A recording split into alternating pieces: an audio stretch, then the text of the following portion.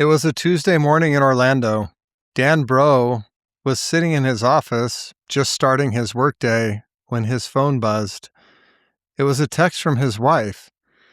"You should check your email before 10 a.m. Things will make a whole lot more sense when we get back." Dan opened the email, and the first line read, "This is the hardest thing I've ever had to write." By the time Dan had finished reading, his wife and her parents were already on the road in a U-Haul with his 2 kids. No warning, no conversation, and no second chance. In this episode of Be There, we sit with what happens when the conversation you needed never came, and the one that finally did. Every life has moments that change everything. A phone call, a diagnosis, a decision, a door that opens or a door that closes. These are the moments that matter most. I invite you to be there with me in one of those moments right now. Together, we'll discover the lessons, the resources, and the inspiration you can carry into the moments that matter most in your own life.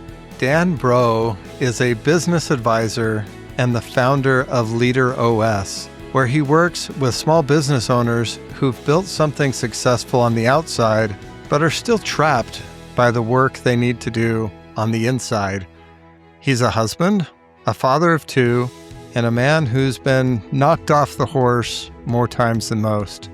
A few years before the email from his wife arrived, Dan lost $800,000 in a single quarter. He had to lay off his team and close down businesses he'd built from nothing, and then he rebuilt. Then the email came, and he had to rebuild again. In our conversation, Dan tells me about the morning he opened that email and the first phone call he made to his coach. He talks about why time alone doesn't heal anything, but how we use that time can heal everything. And he names a 4-letter framework that I think is worth every leader hearing: coaching, community, contribution, and the one most people forget, conversation. Dan, welcome to the Be There podcast. Every life has a moment that changes everything. For some people, that's a phone call. Other people, it might be a diagnosis or an important decision. Sometimes it's a door that opens for us, and other times it's a door that closes. And for you, that was an unexpected email. So can you take us into the moment that you got that email? What was it, and what happened after that? Yeah, that was one of the most unexpected things that's ever happened to me. It felt so out of the blue, so unexpected and so shocking that like I was it was a shock. And so what happened was so this was 5 years into a marriage, 8 years into the relationship in an entrepreneurial household. So I was the entrepreneur. My wife was along for the ride. I don't, looking back, I don't think she really knew what she was signing up for at the time. But we went along with it anyway. So that email came about 3 months after we had just relocated down to Orlando, Florida. We thought that it would be a positive move for just our life. You know, we're up. We came from Western New York, where winter is about 6 to 7 months out of the year, and thought that, you know, just day-to-day living would be improved down there. So, you know, we collectively made the decision to move down there. And, you know, like any big change, there was some culture shock and some, you know, growing pains with a totally new environment.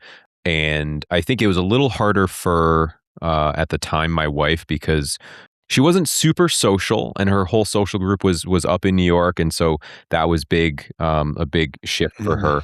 But I was always working at home and my home office, and then one day, about 3 months in after moving there, I get a text message saying, "Hey, you should check your email before 10 a.m. Things will make a whole lot more sense when we get back." Like, okay. Okay. Didn't really think anything of it. And I opened this email from her, and it says something along the lines of, "This is the hardest letter or email I've ever had to write." Like, all right, this probably isn't going to be great. And it's really long. Like, Wow. okay. I'm, just starting my work day. All right, what's this about? And it goes on to say, more or less, our relationship is over. Mm. I am my parents are on their way. They drove down from New York with a U-Haul, and we're all going to be back at the house by 10 a.m. to pick up my stuff and the kids' stuff, and then we're leaving. Wow. And there was no real explanation. Like, there wasn't like, this is specifically what happened. Like, and there was also no leading up to it. Like, we weren't like talking about splitting up. Like, there was actually never a single conversation about splitting up or her wanting Wow. to leave Florida or anything beyond like the typical, what I felt was typical, like, process of a relationship. Like, you don't always agree with everything that the other person does or says, but like, overall, like, that's generally how it goes with communication. And so it was a total shock to me. And immediately I'm like, all right, like, what is this? Like, you gotta be kidding me. Like, seriously? Like, after, like, we haven't even talked about this and you're doing this? And so I called her, she didn't answer. I was texting her, she wasn't answering. And she, at one point, like, and at that, but like, after not getting any of my calls or texts answered, and getting this email, I was starting to panic. I was like, what the heck is this? Like, what is going on? Like, I can't believe that this would be happening right now after zero warning or zero talk about anything like this happening. Mm. Like, now she's just gonna leave the relationship and try to take the kids. Like, at that point, kids were like, maybe 1 and 3, like, really young. And I'm like, no way. I'm like, no way. I'm like, whatever's going on, we can solve. Because, again, the email was like really vague. Like, there was nothing super specific. And calling, texting, wasn't answering. I got on the phone with a coach of mine at that time, and just talked Mm. through stuff. He's like, "Do you want me to call her?" I'm like, I don't even remember what I said, but I probably said no. And I was on the phone, like, I sent a text. I tried calling my mom. She didn't answer, and I texted her 911, and then she called me right back. And Mm. she was like, "What? I can't believe that. I'm gonna call her mom right now." She called her mom, and her mom said something. She was like, "Yep, yep, we're here. We're about to go to the house." And, like, again, wouldn't really give a clear what happened or anything. So my mom was like, "What the like, what is this? Like, what are these people doing?" So they finally arrive at the house, and she pulls into the driveway. Her parents pull up on the side of the in the on the side of the road, and I try to open the door. It's locked. She won't open it, and she won't get out of the car until her dad comes up next to the car, like, in the driveway. And then she finally gets out. I'm like, "What is going on?" And she said, "Everything I have to say to you, I said in the email."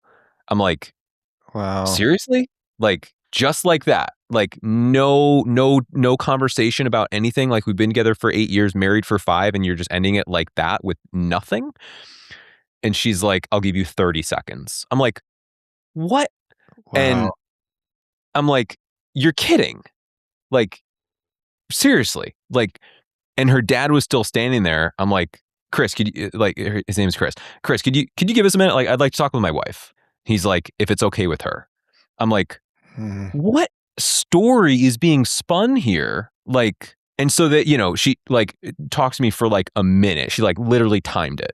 She's like, "I gave you twice as much time as I said I would." I'm like, what? Who is this person?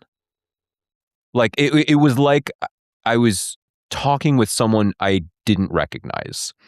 And so they go, they go through the house, they pack everything up and they leave. And right then, I book a flight to New York and I fly up. I'm there way before they were. I mean, they're driving from Florida to New York. So I'm there way before. And I'm like trying to figure out what's happening, like trying to talk. I'm like sending her videos of like trying to get any sort of dialogue going. She still won't. And then, so I was home up in New York for like 5 days at that point. I was allowed to see the kids for a total of 5 hours during that 5 day Oh stretch. man. And at that point, I was like still trying to like, I was like, we can, like, whatever's going on, we can work this out. Like, just talk with me. And she just like wouldn't, like, straight up wouldn't talk about it. So I was like, all right, well, you're trying to take my kids from me. Like, you literally took them out of our home and crossed multiple state lines, and you're trying to keep them from me. And even the 5 hours that I did see them, we like went to a playground and her mom was watching the whole time. I'm like, what do you think this is? Wow. And it made no sense to me because like the way that she was acting, you would have thought that I was like a hard drug user or like abusive or something, but like literally nothing happened. If something had happened, like I would admit to it, but literally nothing ever happened like that. And I was just like it made no sense. And I was talking to my parents about it, they're like, I don't get it. They're like what happened? I'm like, I don't know. Like I still to this day don't have clarity on what actually happened on her end. Like I have my thoughts, but I never gained clarity. And after that, I was like, all right, well, she's trying to take my kids from me. And she sent me a message. She sent me like one more email after that saying like, there's still at this point, because we were renting a house down in Florida because we were trying to find a spot we wanted to stay longer before we bought. So she was like, well, there's 9 more months left on the lease in Florida. So once that ends up, if you decide to come back to New York, then we can discuss, custody arrangements. I'm like, no way in hell am I waiting 9 months, or am I going to be in Florida while my kids are in New York? Like 0% chance that would ever happen. So I was like, all right, she's just, for whatever reason, she's doing this. I don't know why, but the reality is she's trying to like keep the kids from me. So I got a lawyer and they're like, yeah, you can't keep going along with what she's doing or saying, because anything, if you just sort of go along with it, they'll view it as like more or less approval that you were okay with it. So you basically have to fight it the whole step of the way, every step of the way. And for the next 2 years, she was a monster. Like, would just argue and fight and make everything as difficult as you could possibly imagine. Like, even the smallest things, like, became this huge issue for her. And it was like, it was the most, outside of when I lost $800,000, a few years prior, like it was a nightmare. It was so stressful and none of it made any sense. Like if you can at least make sense of why something is happening, like you can like rationalize it a little bit, but like nothing that was happening made any sense. And it was like the person I knew for 8 years was completely gone and replaced by some monster who just wanted to terrorize me. Like every little thing was impossibly difficult. And we got to this point where, we were going through the legal battle, and because of what she did, because of how she took the kids away, I actually could have gotten full residency and custody. There was case law in New York, because we actually hadn't been in Florida long enough yet to establish full-time residency. So it's like 6 months or something.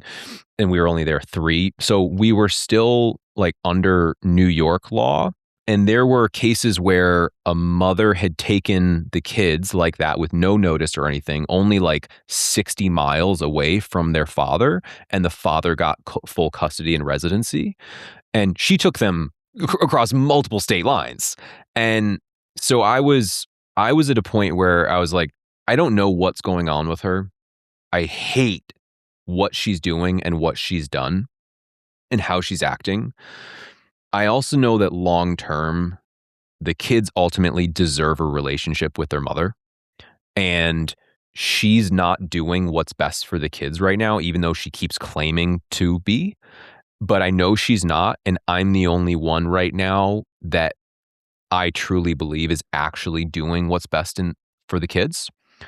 So, as much as over the next 2 years, I really regretted it, I agreed to a 50-50 custody and residency. Now everything is okay. Now, I mean, now we're, a few years removed. I don't know how long it was, 4 years ago, something like that. Maybe 4.5. And, we're at the point where I'm engaged again now. And next month, it'll be 3 years that we're together. And my fiance and my ex-wife, like, this was probably like 2.5 months ago or something like that. There was some gift, or no, maybe it was Christmas time. It was Christmas time. They were making like gifts. The class was making gifts, putting together gifts for the kids' teachers. And my ex apparently, makes jewelry at her house. And she invited my fiance over to her house to work on that stuff together. That is night and day different from where things were a few years ago. But those 2 years, I mean, coming back, like going through all that, being like totally torpedoed, having zero clarity around why it happened, what was actually happening, never got any sort of clarity or closure or anything. And not only that, but then it wasn't like this one thing that happened. It was like ongoing for 2 more years after that. So it was just, and on top of it, like not knowing why it was happening. It's like being tortured, but not for information, like not because someone wanted something out of you, like you just had no idea why it was happening and you're just being tortured for 2 years, but you have no idea why. Like there's no real like rhyme or reason or purpose to it. So that made it even harder. It's like at least if I could say, okay, well, this is why this is what happened, but still to this day, 4.5, 5 years later, whatever it is now, I still don't know why. Like I have my guesses, and I have my theories, but ultimately, like I've just had to move past it. It certainly impacted my willingness to open up and connect and be vulnerable with women for a while. And I had my guard up because I didn't want to go through that pain again. And I didn't want it Yeah. to, I didn't want my kids to grow attached to somebody and then for it to not work out. So there's a lot of growth that had to happen after that. But yeah, that was one of those things that I can see that I've grown a lot because of it. But I would never want to go through it again. So I have a couple of questions. First of all, you talked about vulnerability and how it was hard to be vulnerable. Do you think that being vulnerable or maybe not being vulnerable in any way contributed to the breakup of the first marriage? And I say that because something that I've noticed, especially with men and especially entrepreneurial men, is it's difficult to expose your heart fully Mm, to your wife, girlfriend, whatever, because you know for certain that that person has more power than anybody else in the world to hurt you. mm, And so, I when I'm working with entrepreneurs, one of a principle I talk about is hand over your heart.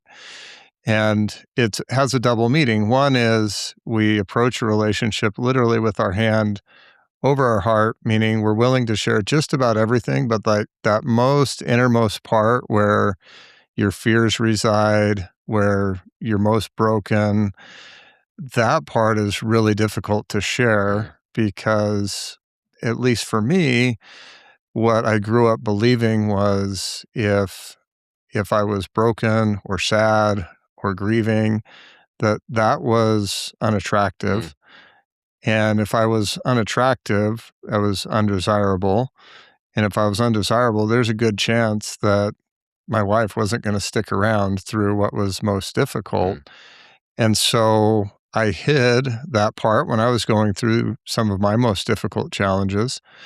What I've learned since then is hand over your heart means something totally different, that you actually have to hand it over to the person that is your wife, your girlfriend, or whatever, because they have more power than anybody else to heal and to help.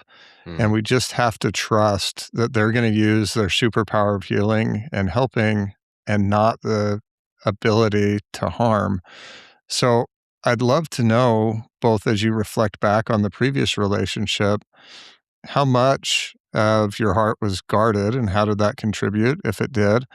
And then what have you learned to do or what skills have you developed that's allowing you now to have a different approach in a relationship? So again, all this is me just sort of guessing as to what happened.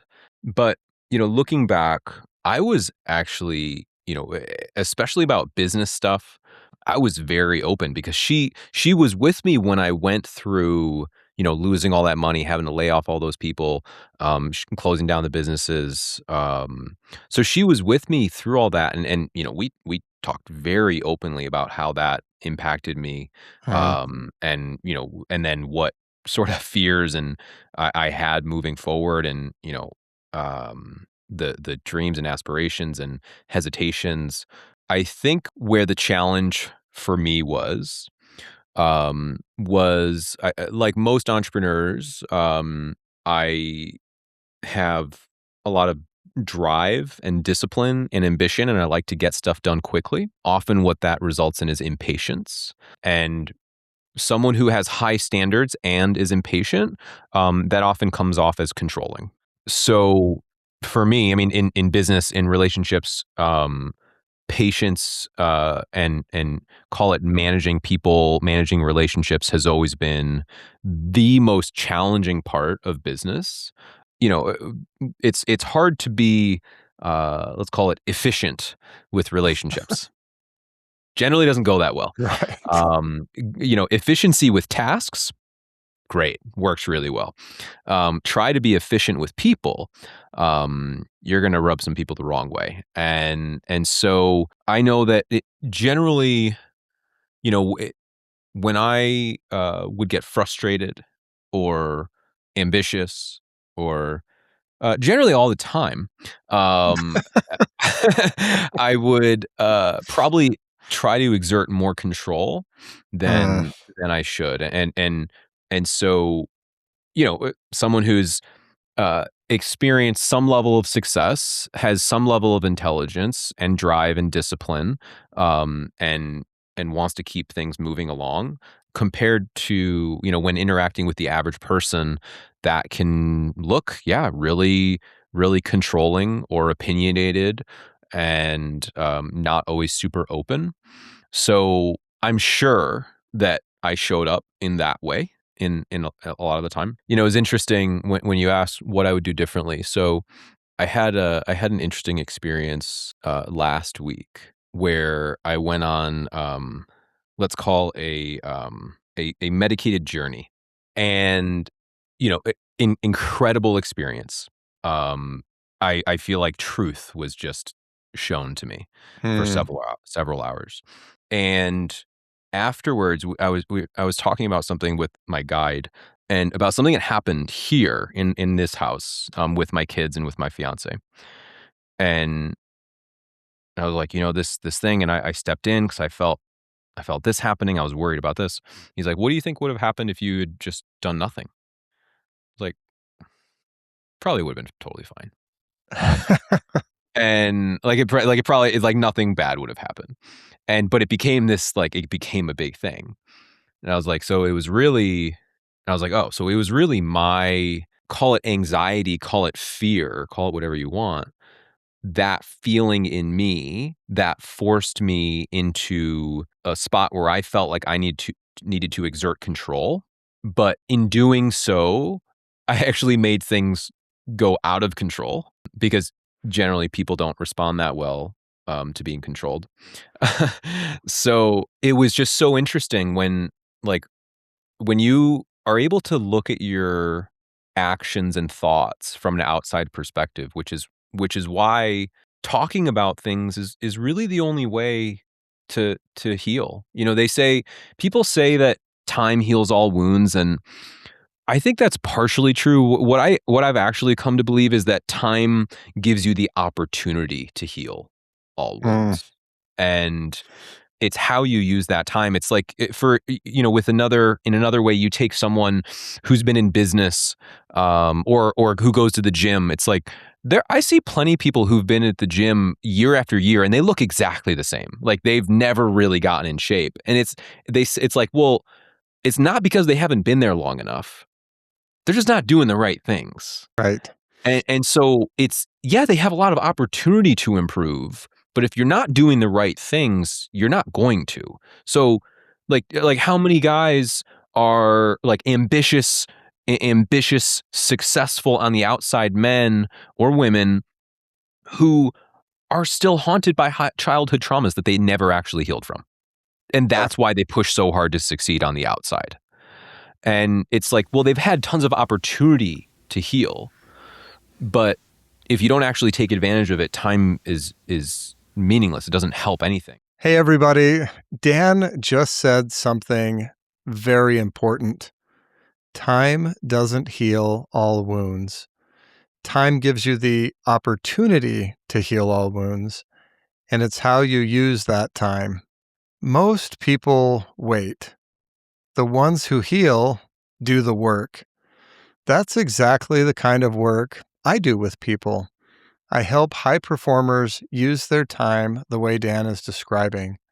If you've been sitting on a wound that time alone hasn't healed, let's start a conversation. You can find me at thealanunderwood.com. Now, back to the conversation. So what I found was that talking about things is the only thing that actually heals. And this image was coming to me about, like, it was all about flow, and how when something bad happens in our view, something bad, something traumatic, something troublesome, it's almost like this water of our life is diverted off this path, and it gets stuck. And if we don't talk about it, if we don't deal with it, it gets stagnant, and then it turns into a bog. A bog is where nothing grows, no animals live there. It's just this dead, nasty water. And if you continue to not deal with this trauma or this challenge, it doesn't get better. It only gets worse. And the only way to clear that trauma, that bog, is to create a clear path for the water to keep flowing.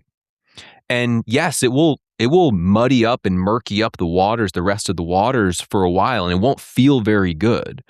But after a while, and after there's circulation flowing again, everything will be clear and free, and you'll actually have flow again. Just like when people get clogged arteries, it's the lack of flow. It's when people get pulled, they get a knot in a muscle, or it's things aren't flowing. It's all trapped up. It's all tight. It's all bundled up. It's not moving. And so when we, taking that into the literal sense, when we clam up and we don't talk about something, we get that exact same effect in our lives. And it shows up in our mind, in our personality, in our relationships, in our body.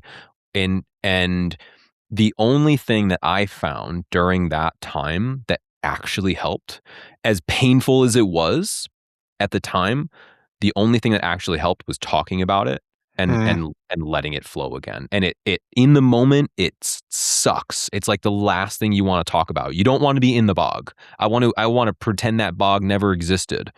It's nasty.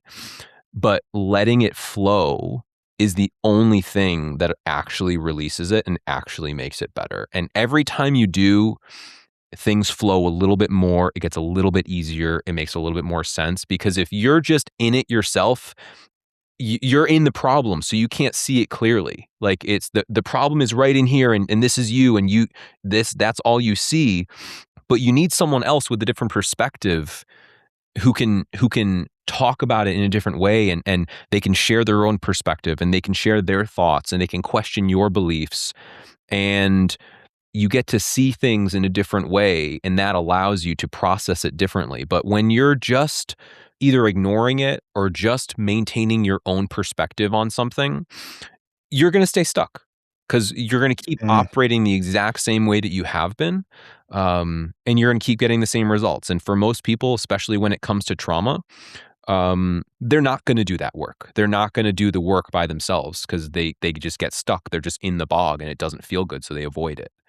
And when you get somebody else and someone else's perspective, it changes everything, and it speeds up that healing process and the flow.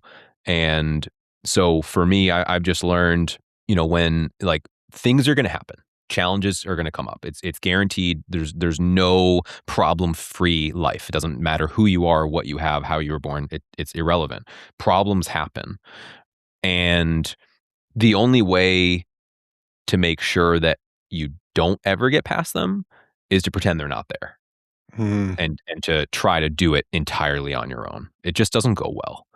And for people, ambitious, driven people, um, it's sometimes hard to ask for help, or hard to admit that not everything's great. But you know what I found really interesting is that when you open that door, you're able to connect with people on a completely different level than if you just talk about the regular day-to-day stuff. Because what you'll end up finding is that everyone has some big valley, some big problem, some big thing they've gone through or they are going through right now, that now you've given them permission to talk about. And that, more than anything, creates a depth of connection that is hard to get any other way. Yeah, that is so true. There's a couple of things throughout this conversation that you've mentioned that I would love to get your opinion on. When you got this email, there were certain people that you reached out Mm, to. And as I look back at the difficult moments that I've had as I'm working with people through their difficult moments, I find some commonalities, and you've actually added one today. For me, the three C's that help people get through these times. You reached out to a coach, so that's one of those C's. mhm, You had a community. You reached out to your mom right away. You've added one today, conversation, which I love. We'll add that as a C. The other one that I talk about is contribution, that if you find some way to give mm, to other people, it can shift your perspective. So, not only in that particular circumstance, but this would be maybe a good place to transition into some of the other challenges that you were facing leading up to that circumstance. mhm. But how important were those now four C's: coaching, community, contribution, and conversation? You've talked about conversation. Maybe tell me about the other three. Yeah, the interesting thing, the community, the coach, I think it all they all relate, and it's all around conversation for me. Because if you don't, like, it doesn't matter if you have community or if you have a coach, if you don't have conversations with them, if you don't connect with people, you're going to stay stuck. So that Mm, that connection, that allowing things to keep flowing, is so crucial. And the interesting thing, when you have those conversations, for example, I brought up this topic at a mastermind event we're both part of. So Go Abundance event in, I think it was last November. And there was this little round table session. There was, like, 7, 8 guys. And it was like, I forget what the question was. It was something like, what was a oh shit moment in your life, or something like that. yeah. And um that is the one I brought up. And afterwards, I had like 2 or 3 guys from the table come talk to me individually and say, like how meaningful it was, and how and how much they resonated with it, and how they had stuff similarly that had happened to them. And it was an interesting environment when that happened. Like I was really I was going through a challenging time with my fiance right then. So talking about this, that was especially emotional for me. And I kid you not, like there were 7, 8 guys at the table. 5 or 6 of them had tears under their eyes. Mm, At when I was talking about that. And afterwards, I was able to connect with these guys, and one of them in particular was at a point where he was thinking about leaving his wife because things were getting really, really bad. mm, And they have a family, they have kids, and he was thinking about leaving his wife. And we were able to talk and connect and share perspective. And then I was also able to help him through that. But I was also able to connect him with somebody else that had helped me. So I was able to help him directly, but also indirectly by introducing him. And like there's contribution, but none of that would have ever happened if I hadn't had the conversation and just tried to keep things flowing. Like if I had just talked about business stuff, like that's easier for most people to talk mm. about. You get on a call, you get on a pod call or something, and it's easy to talk about business. For most business people, it's easy to talk about business, because that's the scorecard that's easy to see, easy Yeah, to measure. A lot harder to measure how you're doing in your relationships or your health or your mental well-being or your stress or how well you're communicating or how well you're healing from issues or traumas. That's a lot harder, but certainly not less impactful in our lives. So for me, leaning in to conversation with people close to me, people who had totally different perspectives, because then not only do I get things clearing out for me and things flowing again, but inevitably through that process, the same thing happens for others. And it's really hard. I mean, as well as I do, like working with clients in any sort of a coaching or advisory or consulting type setting, you're helping them, but and they may be going through difficult times, but inevitably you get helped as well. for sure. And I found that that's so true. And so I think I had this phrase come to me that the problem is the path. Mm, And to me, what that means is whatever problem we're presented with is, call it a sign, call it a message, call it whatever you want, but that is us becoming aware of the next thing we need to work on or develop or overcome or learn to get to where we want to be. And so, hey, cash flow issue comes up. Okay, what is that telling me about how I'm running my business or running my finances? Because there's some lesson there. Okay, someone just, one of my employees just turned over. Okay, what is that saying about how I'm recruiting and training and and onboarding and managing and leading and communicating and putting people in the right spots and compensating and all these things? What does it say about that?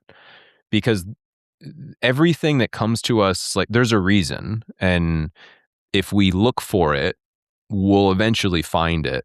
But it's really hard to find answers if we pretend like a problem isn't there. And so yeah, for me, looking through that situation deeply, while it's really hard at first because you're still in the pain, is essential. And that process is helped by other perspectives. So if you're just in it yourself, really hard to take a lesson from it because you're still so deep in the pain and so deep in the issue still. But other people, they're not in that problem with you, so they can see it differently, so they can allow you to reflect on it differently and see things and therefore act differently. And from that, then we're able to take lessons and then actually do things differently. Because if we never examine those things, I think we're going to miss a lot of growth opportunities. And as much as as much as problems and challenges and traumas suck, we don't grow from our successes. We don't grow from when things are great. Like, just like in the gym, like you don't grow. If you're able to lift 200 pounds, you don't grow from lifting 100 pounds. You grow from trying to lift 205 pounds. And Right. it's really hard. It's supposed to be hard. But that's the only way that you actually grow, is through challenge. You don't grow from things being easy. So when we're faced with these things, it's easy to not want them in the moment. But perspective wise, if we can at least realize, like, hey, this is here to serve me in some way so that I can better accomplish what I want to accomplish. I can be the person I want to be. I can do the things I want to do. If you see it as a pathway, it's much easier to be accepting of these challenges. It doesn't necessarily make them better or suck less, but it might be easier to get perspective and then learn from them more quickly. And the quicker you can learn, the faster you're going to get whatever you want to get. So I want to underscore something here that I find really fascinating. So you've highlighted in multiple situations the importance of conversation. Yeah, that was the one thing that was denied to you when your marriage broke, right? I Fair point. um so it's so fascinating to me. Is that something that you believed leading into that? Or do you think that's one of the lessons that's become so Uh, powerful for you because it was the thing that uh, you most wanted, right? You mhm, felt like that conversation would lead to clarity. mm, And also, in my own experience, as you were sharing, I'm thinking about the best relationships that I have right now, best family relationships, the best business relationships, the best client relationships. Universally true. That's where I'm having the best conversations. And the relationships that are the most strained are the ones where conversation and communication have mm, either been minimized or marginalized or completely cut off.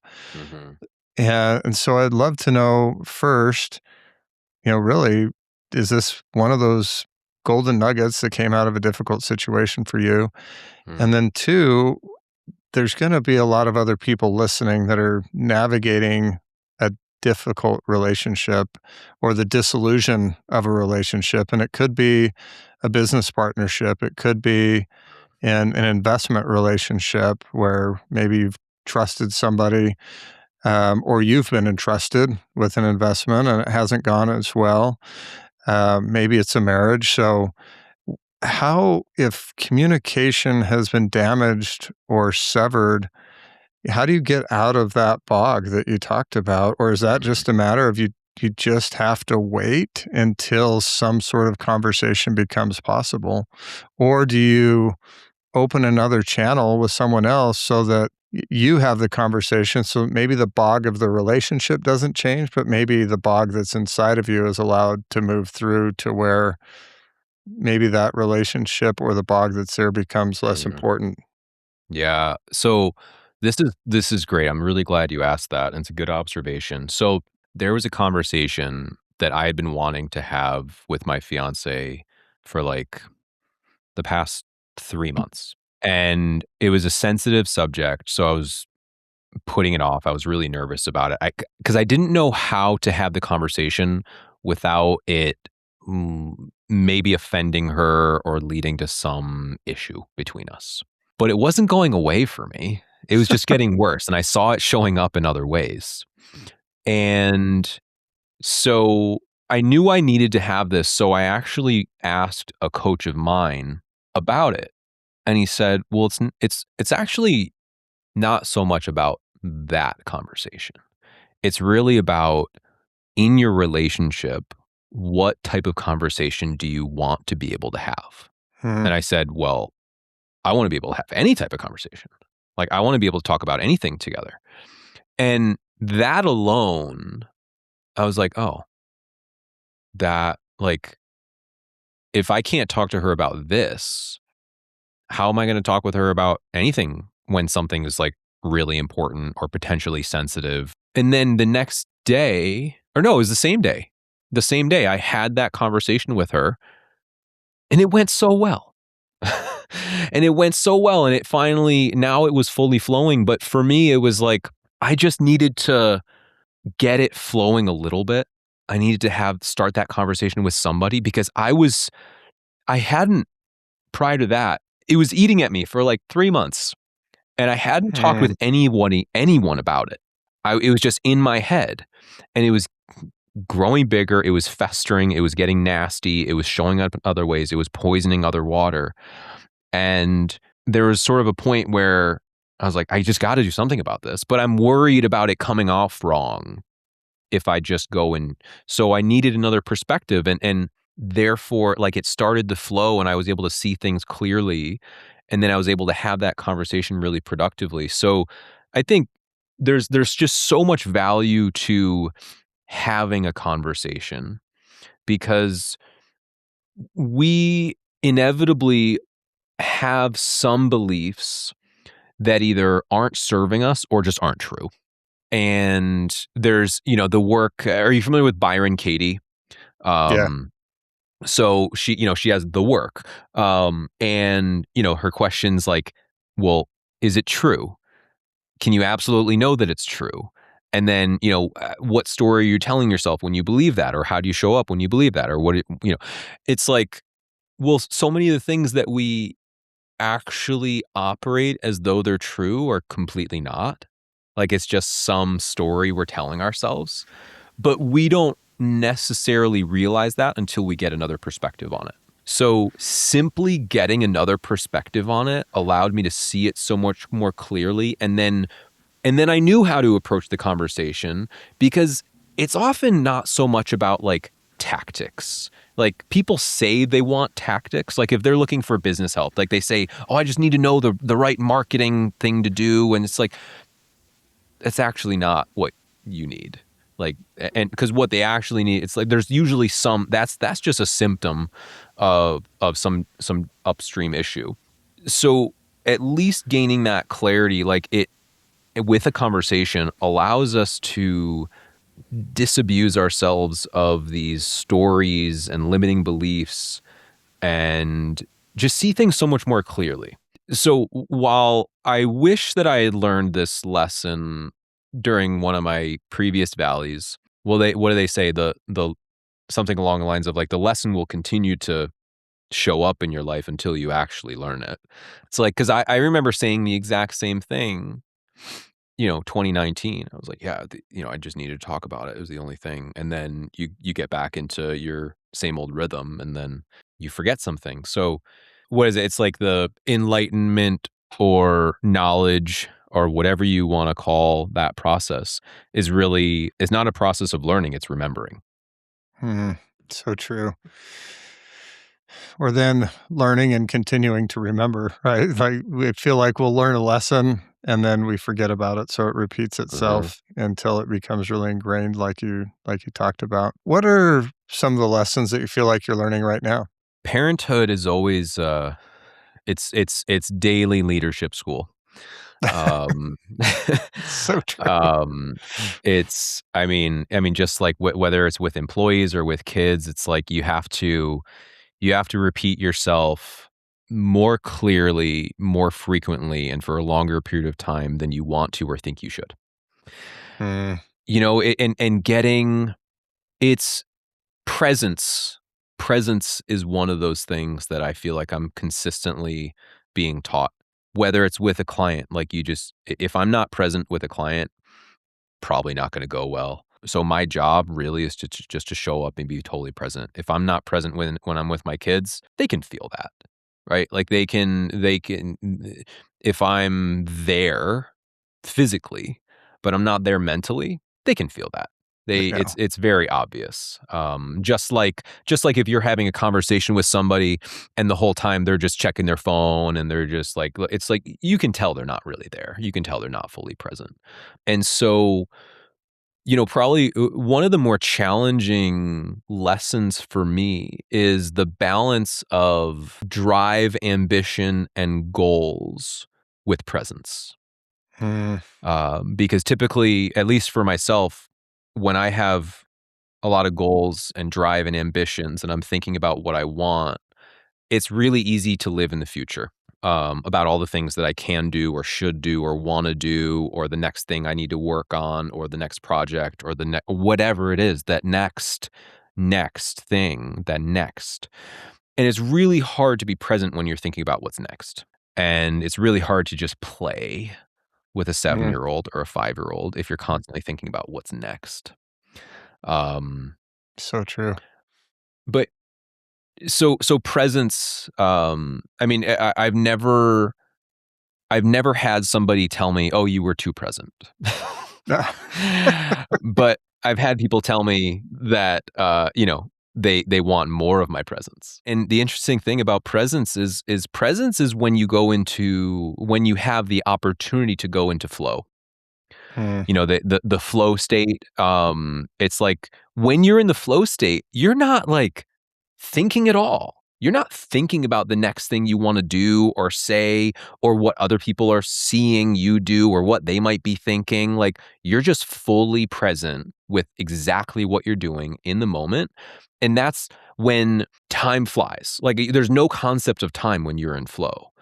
You're just totally in what you're doing.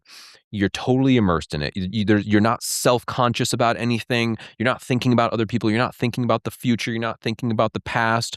And in doing so, not only are you totally present, but you are actually going to do your best work and provide the most value when you're in it. So when I'm like, if I'm with a client and I'm like planning out my next thing to say, and I'm like, all right, I got to get them here. This is the goal. Got to go here. Like, that session is not going to go nearly as well as if I'm just fully present and just saying what is authentically coming to me in that moment, or asking what is authentically coming to me in that moment. The best sessions that I ever have, and when I get the best feedback, is just when I'm fully present. Not when I have this like calculated, all right, so this session, we're going to talk about this, and then we're going to talk about that, and then they're going to say this, and then I'm going to say that. Like, that never happens. That would be a terrible session. It's way too robotic. But when you're in flow and you're just totally present, like, what a beautiful thing that we're able to accomplish during that. And presence, like I said, I've never had somebody say I was too present, but presence is something I think everybody could generally always do better. so true. I love that. So I have just a couple of things to wrap up. One is I'm going to tie into this presence. Who was someone, either through a difficult time or right now, who's made a significant difference or impact in your life because they were present? And Mm. what would you say to them? The first person that comes to mind, so like I said, when all that was going down, when I got that email, like, one of the first people I called was my coach. One of the best humans I know.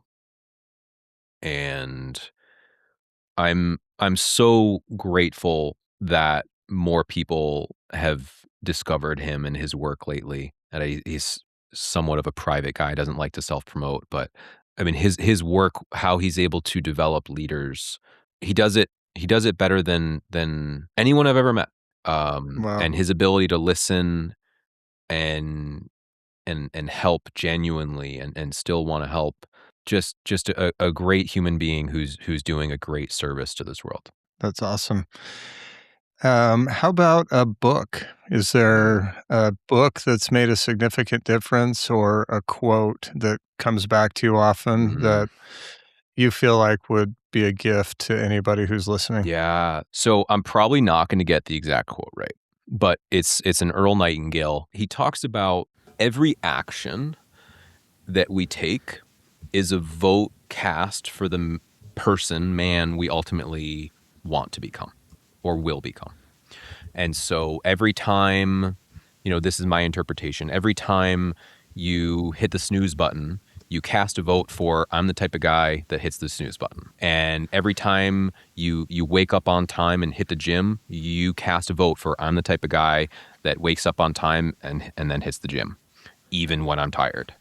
And it's actually true, because if you look at how the brain works, our neural pathways, when we use them more often, they get thicker and stronger, and it turns, what was a little bumpy dirt road into a 4-lane highway if we use it consistently enough.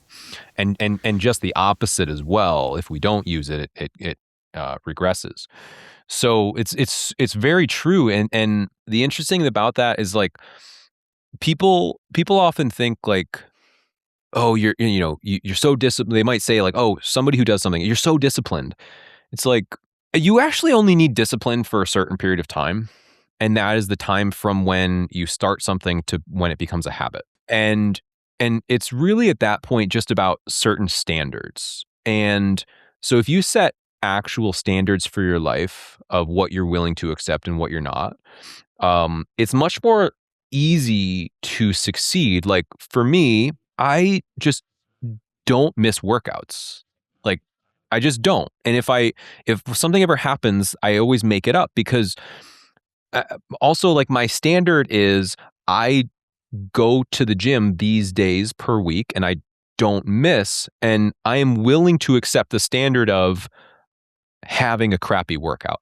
Like, I am willing to go even when I'm not feeling great. I'm willing to go even when I'm tired and would rather still be sleeping. I am willing to go even when everything feels heavy and everything's hard and I don't feel great and I have a lot of stuff to do and it's going to be a crappy workout and I feel rushed. I am still willing to go.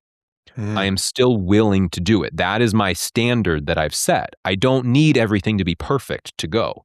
I don't need to feel totally motivated to go, because most of the time I don't. If I only did what I felt like doing in the moment, I would do less than half of what I ultimately should do. So true. And so for me, it's, what standards are you willing to set and therefore live by? Because if you only do what feels good in the moment, we would never really get anywhere, because ultimately we don't know what's best for us in the moment, because our brains are not built for us to grow. They're built for us to survive. So going through school, we have this structured growth path and we have to do all this homework and take all these classes and do all this work that we don't want to do in the moment. But now looking back as adults, we're like, yeah, I'm glad I did all that. Because while, yeah, I don't use calculus today, but the process of learning and doing things that I didn't like, and I was able to grow as a person, and that gave me new opportunities. And then I was able to go to college or get these jobs and grow in these ways. But if I had only done what I wanted to do in the moment, I would have never followed that path. I would have stayed an uneducated little kid, and now I would just be an uneducated older person. So the interesting thing is that we don't see that when we're in it. We don't see, hey, this thing that doesn't feel good is actually really good for me long term. So having that outside perspective of someone else communicating with you, someone else helping you to set your standards, someone else helping to hold you accountable, someone else helping you to set some sort of a program that you're on, that there's a reason that is helpful. Because if we are the only one whose input we're taking, we're generally not going to do most of the things that'll ultimately help us become the person we want to be. I love all of that. And I frequently refer to that quote from Nightingale as well, that, every action that we take is a vote for the person that we're intending to become, right? We're voting for our future self. So just two more things. Thing number one is, sometime today, there's going to be somebody in the world that's going to get an email that they don't want to read, that they never expected. What do you say to them? The interesting thing about when we're going through challenges or anything, day to day, big, small, everything feels like a big deal when we're in it. And long term, there are actually very few things that are really big deals. Like, if you think about anything, you think about, oh, I just broke my favorite mug and I loved that thing and it was so special to me. This person gave it to me and I use it every day. And it's like, oh, I can't believe that broke. And you're like all stressed about it. And then you're like, okay, this is just a moment in time in my personal life, out of, 1 out of 7 billion people that are alive right now, out of however many billions have been alive, out of all history, out of all the planets, out of all the galaxies, out of all space and time. Like, it's nothing. It's nothing. It is totally meaningless. This affects Really nothing. Not really in my life. I probably won't remember this thing in a few months. Definitely won't remember it in 10 years. And so, but it's so easy to get caught up in that day-to-day grind of our life, and we get so caught up in this cyclone, and it's easy to make everything a really big deal, which is why, and because we're so narrowed in on it, we're like, we have this microscope to every problem that we have, which is why getting someone's outside perspective is so helpful, because they aren't narrowing in and they aren't making everything so big like we are. They aren't zooming in on this problem. And so it's an opportunity to gain perspective because they have a different perspective. That alone helps us to see things more clearly, because when we're in it, we almost never see things clearly. It is extremely rare that we'll ever be personally the one in the problem, and we can also see it clearly from up here. Almost never. You have, so sometimes time allows us to get that perspective, but if we want to do it quickly, it usually takes a different line of thinking, a different line of questioning, and often a different person's perspective to get there. So if you're going through something, do what you can to as quickly as possible gain an alternative perspective and open conversation, and not just with people who are going to say, "Oh, how bad for you, boo-hoo," and just sort of be a yes man, but to actually give you a different perspective, because you can either choose to allow the bog to sit and grow and fester and get worse and poison all the water around it, or you can clear it out as quickly as possible, as painful as it might be. But waiting doesn't make it better. It only makes it worse, and it only starts to affect more things. And time doesn't heal all wounds. Waiting will not make it better. Waiting just makes it a part of your identity. And it becomes, hey, now you feel this need to prove yourself because this person made you feel inadequate. And now you're a jerk to everybody because that makes you feel significant. It's like, that probably not going to go well. Let's just deal with that feeling that you had at the front end. And then you won't have all these downstream issues. All your water won't get polluted, and we can just clear it out. And yes, it sucks. There's a lot of things in life that suck, and it happens, but it is a process of allowing us to grow and learn and connect. And if we embrace that, we can not only help ourselves become ultimately who we want to be, but we can help a lot of other people in the process. I love that. Thank you. And thank you for this conversation. This has been wonderful. Probably not where either one of us planned it would go when we started talking about this a few weeks ago. And I love that too, because it means that there was something else that somebody needed to hear that came up. If somebody wants to continue this conversation and connect with you, what's the best way to do that, Dan? Yeah, Instagram is always an easy way. The handle is It's Dan Bro. Bro, I know it sounds like BRO, but it's not. It's BRAULT, just like my name says down there. And that's the easiest way to start a conversation. And these challenges, some of these challenges we're talking through, I love working with business owners, small business owners who on the outside it looks successful, but when you get down to it, they're really trapped by the business, and the business is really working because they do, and it works because they are successful at being the one holding everything together. And if you want to buy back your time, your freedom, and your well-being, and have a real business that can actually run without you, I'd love to have a conversation, see if there's a fit. Fantastic. Dan, thanks again. This has been great, and I'm sure there's going to be people whose lives are impacted significantly, people who are needing to have conversations or are navigating difficult situations, or maybe somebody today who opened an email that they never hoped to get. So thank you for sharing your experience, your wisdom, and for anybody who's listening, couldn't make a higher recommendation than connecting with Dan if you're looking to navigate one of these moments that matter. Thanks for having me, Alan.